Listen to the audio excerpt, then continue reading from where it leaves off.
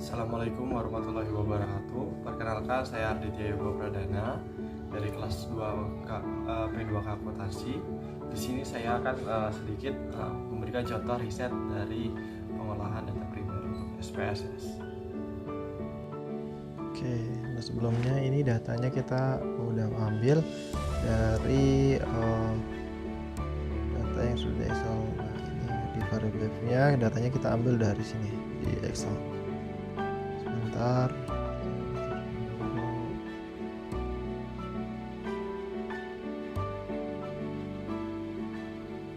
Nah, ini datanya udah di terus kita copy ke sini, review view, dan lihat desimalnya kita nolin dulu semua nih. Nah, terus measure-nya kita diubah menjadi scale semua, harus diubah menjadi scale semua.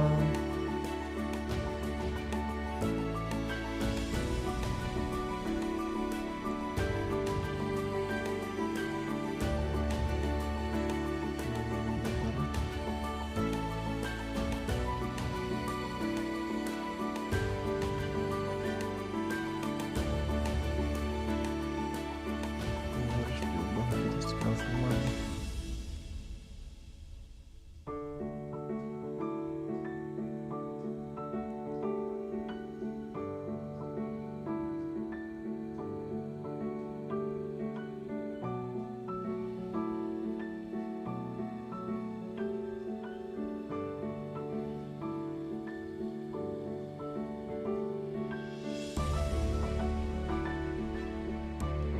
Nah, kalau udah jadi scale semua, kita copy data angkanya di data view. Nah, ini udah ada nama-namanya.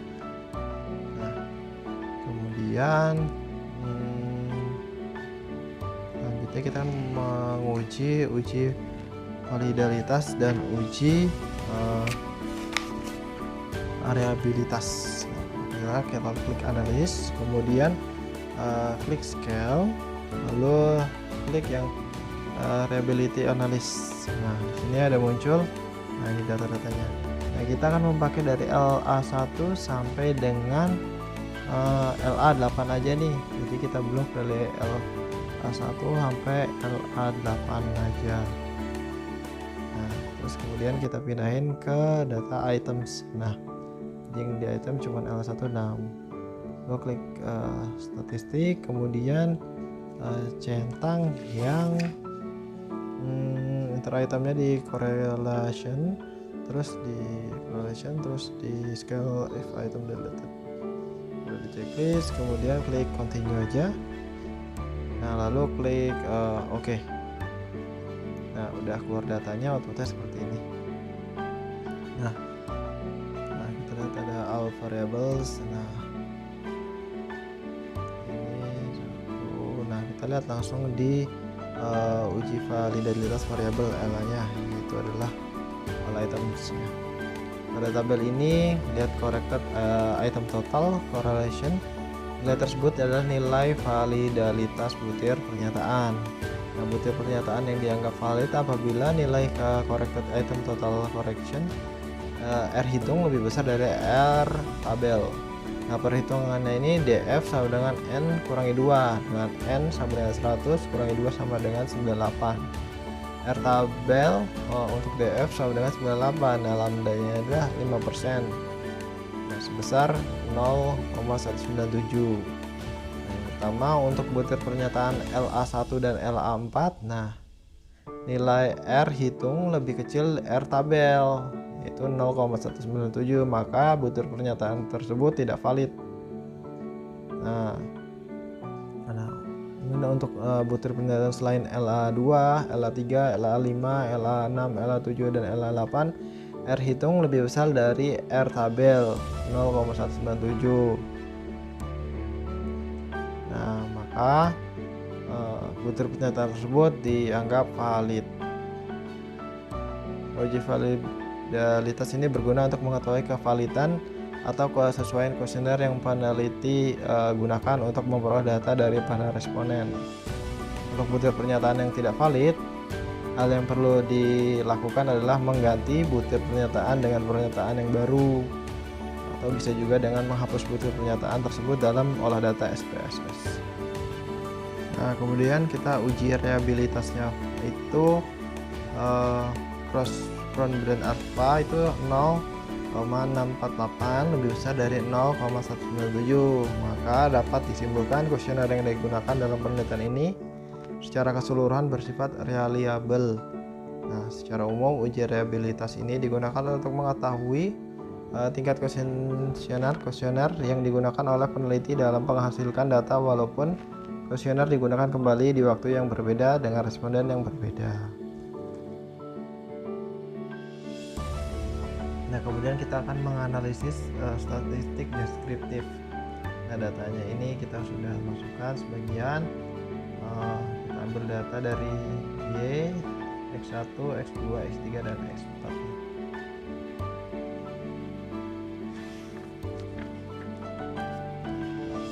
Lalu desimalnya menjadi 00 semua. Kemudian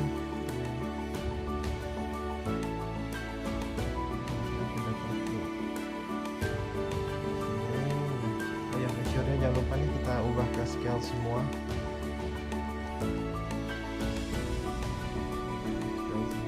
Kita ambil data yang di totalnya. Setelah saya sudah total semua di sini.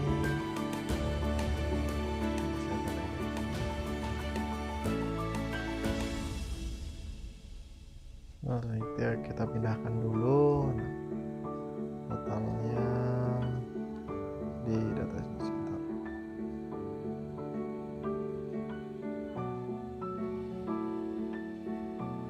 Nah, X1, X2, X3, dan X4 yang kita pindahkan totalnya itu.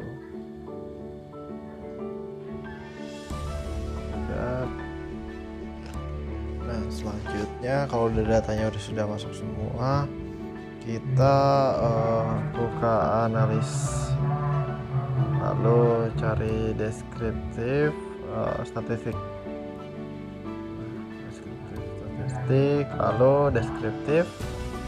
Nah, kemudian klik. Nah, muncul ini ada data, kemudian kita pindahin semuanya ke variables.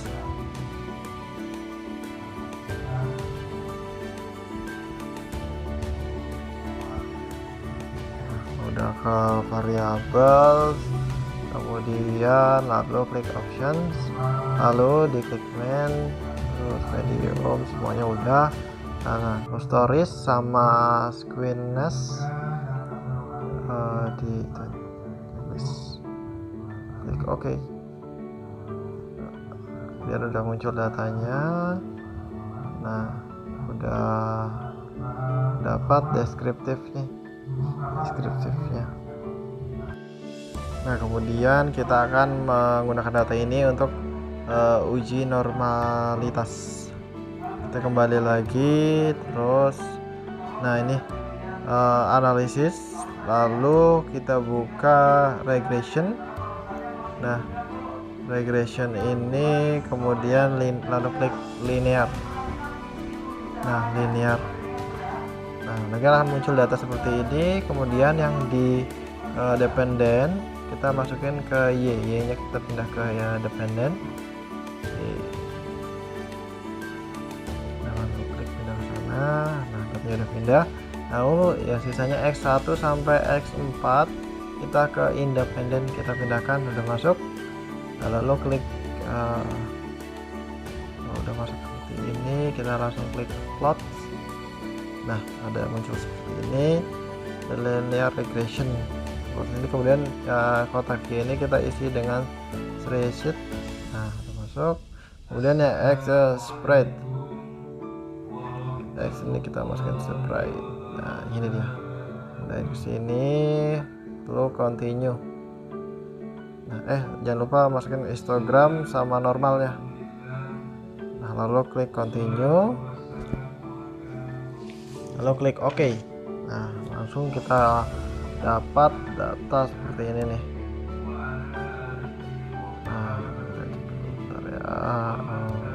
Nah, ini dia ada grafik histogramnya nih. Nah, histogram. Nah, ini ada grafik histogram sama grafik plotsnya. Nah, dari grafik histogram ini dapat ditarik kesimpulan bahwa data distribusi normal ini hanya dapat dilihat dari grafik histogram memberikan pola distribusi yang melenceng ke kanan, pola seperti lonceng. Nah, untuk grafik plot dapat ditarik kesimpulan bahwa data berdistribusi normal. Hal ini dapat dilihat dari titik-titik yang ada pada grafik p-plot mengikuti dan mendekati garis diagonal. Nah, uji normalitas ini dengan menggunakan grafik histogram dan grafik p-plot dapat menyesatkan penelitian apabila kurang hati-hati dalam menafsirkan output grafik yang dihasilkan. Nah, oleh karena itu, uji normalitas dengan menggunakan grafik perlu dukungan uji normalitas Kolmogorov-Simornov untuk lebih meyakinkan lagi kebenaran uji histogram pada grafik p-plot.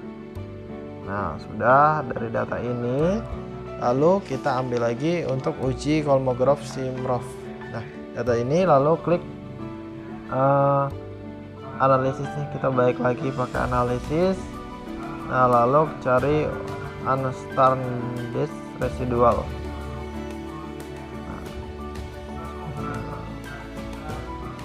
Nah, kita balik lagi ke linear regression, regression terus ke linear.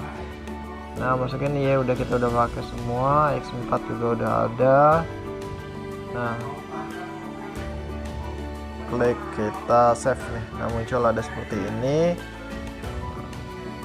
Lalu kita centang, abaikan pemain, lalu continue, lalu substan, diklik. Nah, kita lihat lagi. Nah, udah itu aja. Lalu klik continue. Nah, kemudian oke. Nah, oke, datanya sudah, instrumen sudah masuk. Nah, kita lihat di data yang tadi nih. Nah, itu ada tambahan kolom namanya res 1. Nah, itu datanya. Lalu klik kita analis, lalu klik on. Nah, lalu kita menggunakan legasi 1 sampel KS. Nah, masukin yang understand, pindahin ke test variable, kemudian oke. Nah, di outputnya ada sudah keluar, kita lihat sebentar. Nah, ini ada outputnya. Nah, interpretasinya adalah jika nilai asymmetric di atas adalah 0,05 maka distribusi data dinilaikan memenuhi asumsi normalitas. Dan jika nilainya di bawah 0,05 maka diinterpretasikan sebagai tidak normal. Dengan demikian dapat disimpulkan data yang dibahas dalam kasus ini data yang tidak normal.